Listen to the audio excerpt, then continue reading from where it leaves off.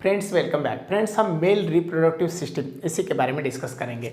और male reproductive system जब हम डिस्कस करते हैं तो उसी की शुरुआत एक सिंपल डायग्राम से करेंगे। सबसे फर्स्ट देखो स्टूडेंट, हमने यहाँ पर एक स्ट्रक्चर ड्रॉ किया है और इसी स्ट्रक्चर को हम टेस्टिस के नाम से जानते हैं। आप सभी को पता है टेस्टिस का बेसिक वर्क जो है वो स्पर्मेटोजेनेसिस का है और इसी टेस्टिस का स्ट्रक्चर ओवल शेप है स्टूडेंट। तो ओवल शेप डायग्राम को लेकर हम आगे बढ़ेंगे। अभी देखो इसी ओवल शेप स्ट्रक्चर को हम टेस्टिस कहते हैं। तो इसी टेस्टिस को हम लेबल करेंगे। अब लेबल करने के बाद टेस्टिस को स्क्रॉटम के अंदर प्रोटेक्ट किया है स्टूडेंट। अभी एक्चुअली स्क्रॉटम क्या है, तो स्क्रॉटम एक पाउच लाइक स्ट्रक्चर है स्टूडेंट।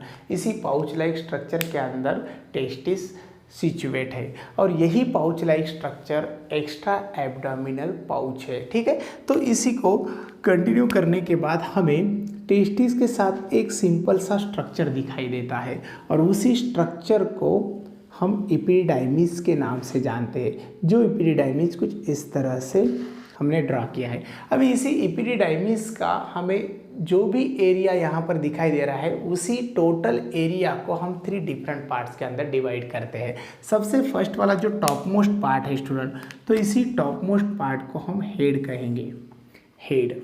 ठीक है, अब इसी हेड के साथ दूसरा पार्ट है उसे बॉडी के नाम से हम जानते हैं। जो मिडल पार्ट है एपिडाइमिस का और जो लास्ट पार्ट है वो टेल है।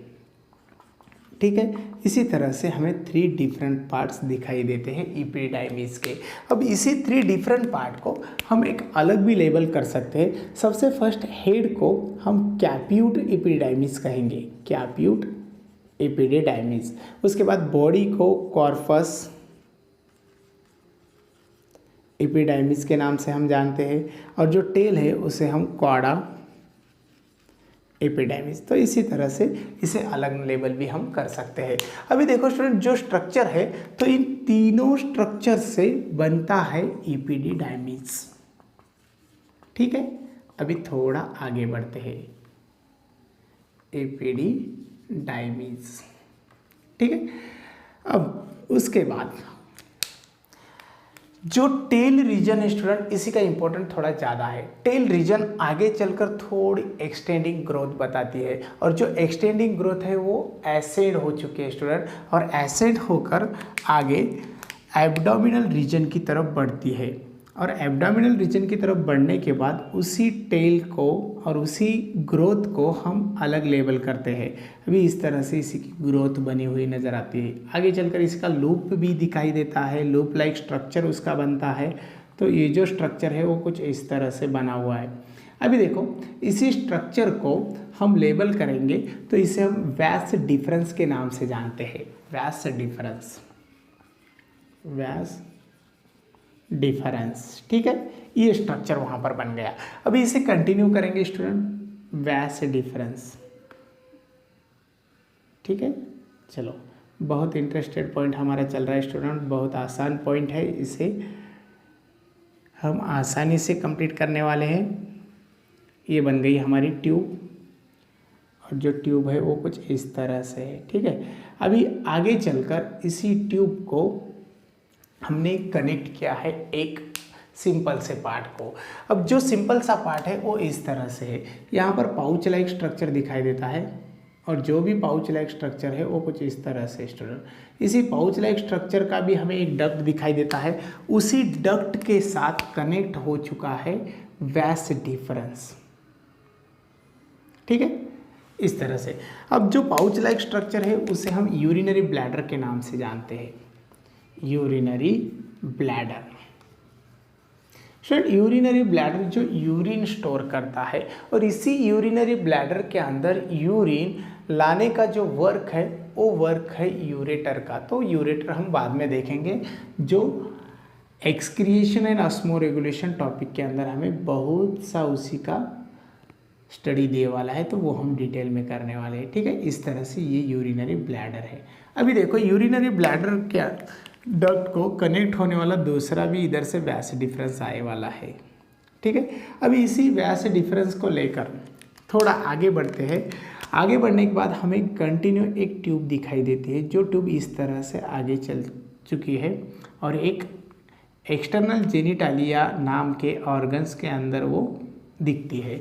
अभी जो भी स्ट्रक्चर यहाँ कंटिन्यू हो चुका है वो इस तरह से है। अब इसे भी हमें लेबल करना है, ठीक है। इतना सब कुछ हमें पता चला। अब देखो स्टूडेंट, जो स्ट्रक्चर यहाँ पर हमने निकाले वाला है उसी का नाम है यूरेथ्रा, यानी कि urethra A be conducting tube है। तो ये कॉमन स्ट्रक्चर हो चुका है मेल रिप्रोडक्टिव सिस्टम का। और इम्पोर्टेंट पार्ट्स को ऐड करना है। जो पार्ट हम अभी यहाँ पर ऐड कर रहे हैं तो उसी पार्ट्स को हम हाईली मस्कुलर और हाईली वॉस्कुलर पार्ट कहते हैं स्टूडेंट, जो इस तरह से है। आगे की तरफ थोड़ा सोलन पार्ट है ये, इस तरह से, ठीक है। अभी इसी पार्ट को highly vascular and highly muscular part कहेंगे। जो भी हाईली वॉस्कुलर और मस्कुलर इसी का नेचर है स्टूडेंट, तो उसी नेचर्स की वजह से ये ज़्यादा सेंसिटिव बन चुका है। अब इसी पार्ट को हम पेनिस कहेंगे। ये जो स्ट्रक्चर है आगे की तरफ थोड़ा सोलन दिखाई देता है और ये जो स्ट्रक्चर है स्टूडेंट वो है पेनिस का, ठीक है, पेनिस। अभी यही पेनिस कॉपुलेटरी ऑर्गन है जो मेल स्पर्म सेल को फीमेल रिप्रोडक्टिव ट्रैक्ट के अंदर ट्रांसपोर्ट करता है। यहाँ पर जो भी यूरेथ्रा की ओपनिंग है उसे हम यूरेथ्रल ओपनिंग कहेंगे, ठीक है, इसी तरह से। उसके बाद देखो स्टूडेंट, ये हो गया पेनिस का स्ट्रक्चर। इसी के बाद हमें यहाँ पर और एक इम्पॉर्टेंट स्ट्रक्चर नज़र आता है। जो आने वाली ट्यूब है वो थोड़ी सोलन हुई है, उसे हम एम्प्यूला कहेंगे, एम्प्यूला, ठीक है। और फाइनली देखो स्टूडेंट, इतना सब कुछ होने के बाद और जो ट्यूब यहाँ पर दिखाई दे रहे हैं, इसी ट्यूब के साथ हमें कुछ ग्लैंड्स को भी ऐड करना है, कुछ ग्लैंड्स का कनेक्शन भी यहाँ पर दिखाना है। मेल रिप्रोडक्टिव सिस्टम के अंदर ग्लैंड का इंपॉर्टेंट बहुत ज़्यादा है स्टूडेंट। तो इस तरह से यहाँ पर हमें सेमाइनल वेसिकल नज़र आती है और जो सेमाइनल वेसिकल है वो कुछ इस तरह से यहाँ पर दिखाई दे रही है। इसे हम कहेंगे सेमाइनल वेसिकल, ठीक है। ये बन गई seminal vesicle. Seminal vesicle pair है स्टूडेंट, जो एक लेफ्ट साइड को है और दूसरी जो है वो राइट साइड को है। उसके बाद पेनिस का जो आगे का स्ट्रक्चर है थोड़ा सोलन है, उसे हम ग्लान पेनिस कहेंगे स्टूडेंट, ग्लान पेनिस, ठीक है। अभी देखो यहाँ पर जो यूरेथ्रल ओपनिंग है उसी एरिया को प्रीपस के नाम से भी हम जानते हैं, प्रीपस, ठीक है। उसके बाद हमें और दो इम्पोर्टेंट ग्लैंड्स को यहाँ पर ऐड करना है। एक ग्लैंड जो यहाँ पर है स्टूडेंट, उसी ग्लैंड को प्रोस्टेट ग्लैंड के नाम से हम जानते हैं।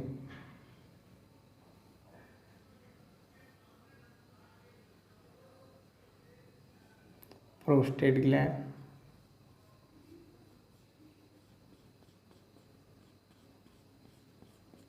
ये स्ट्रक्चर है प्रोस्टेट ग्लैंड का।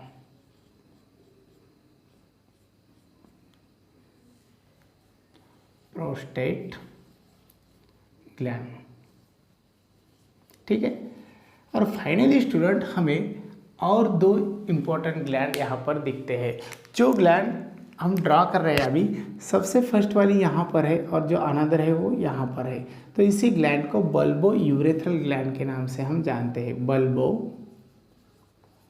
Urethral gland student. उसके बाद देखो सेमाइनल वेसिकल से सेमाइनल सीक्रेशन, टेस्टिस की तरफ से आने वाले स्पर्म सेल और इन दोनों को कंडक्ट करने के लिए एक कॉमन ट्यूब यहाँ से यहाँ तक दिए वाली है। जो ट्यूब सेमाइनल वेसिकल से हमें यूरिनरी ब्लैडर के कंडक्टिंग ट्यूब तक आए वाली दिखाई देती है। और जो ये ट्यूब है स्टूडेंट, तो इसी ट्यूब को हम कॉमन ट्यूब कहेंगे और उसको लेबल भी करेंगे। तो इसका जो भी लेबलिंग है वो कुछ इस तरह से यहाँ तक दिखाई देने वाला एरिया, और इसी ट्यूब को हम इजाकुलेटरी डक्ट के नाम से जानते हैं, इजाकुलेटरी डक्ट,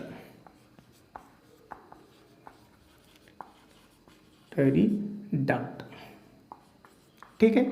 उसके बाद फाइनली देखो स्टूडेंट, इजाकुलेटरी डक्ट से आने वाले सेमाइनल सीक्रेशन, उसके बाद स्पर्म सेल और यूरिनरी ब्लैडर से आने वाली यूरिन, इन सभी के लिए एक ही कॉमन पैसेज हमें दिखाई देता है। और जो कॉमन पैसेज है वो इस तरह से यहाँ पर आने वाला है। तो उसके बाद इसी कॉमन पैसेज को हम यूरिनो जेनाइटल डक्ट के नाम से जानते हैं। ठीक है, तो ये मेल रिप्रोडक्टिव सिस्टम का कुछ सिंपल सा स्ट्रक्चर हो चुका है। अब देखो स्टूडेंट, इसी स्ट्रक्चर को हम फिर से एक बार रिवाइज करते हैं। सबसे फर्स्ट जो स्ट्रक्चर है वो ओवल शेप है, उसी स्ट्रक्चर को हम टेस्टिस के नाम से जानते हैं। टेस्टिस का बेसिक वर्क है स्पर्मेटोजेनेसिस करना, यानी कि स्पर्म सेल को प्रोड्यूस करना। उसके बाद टेस्टिस को स्क्रॉटम के अंदर प्रोटेक्ट किया है।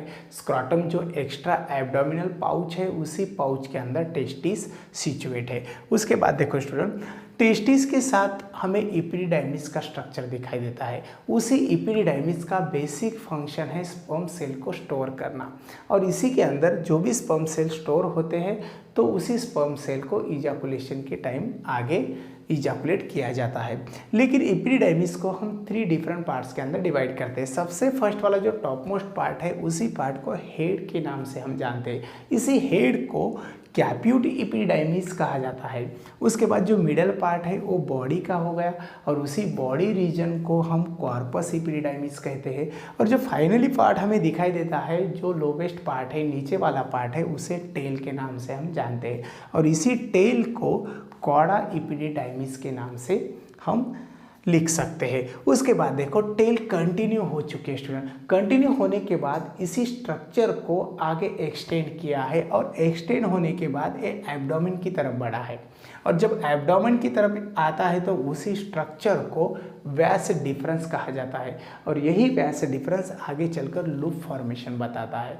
यही लूप फॉर्मेशन होने के बाद जो भी वैस डिफरेंस है वो कनेक्ट होता है यूरिनरी डक्ट से, यूरिनरी ब्लैडर से आने वाले डक्ट को, और जो डक्ट यहाँ पर नज़र आ रहा है। अभी उसके बाद देखो, उसी टाइम यहाँ से डक्ट यहाँ पर कनेक्ट हो गया, और कनेक्ट होने के बाद हमें कॉमन पैसेज आगे की तरफ दिखाई दे रहा है। इसी कॉमन पैसेज को हम यूरेथ्रा के नाम से जानते हैं। यूरेथ्रा भी एक डक्ट है स्टूडेंट, तो इसी यूरेथ्रा को हम यूरेथ्रा डक्ट भी कह सकते हैं।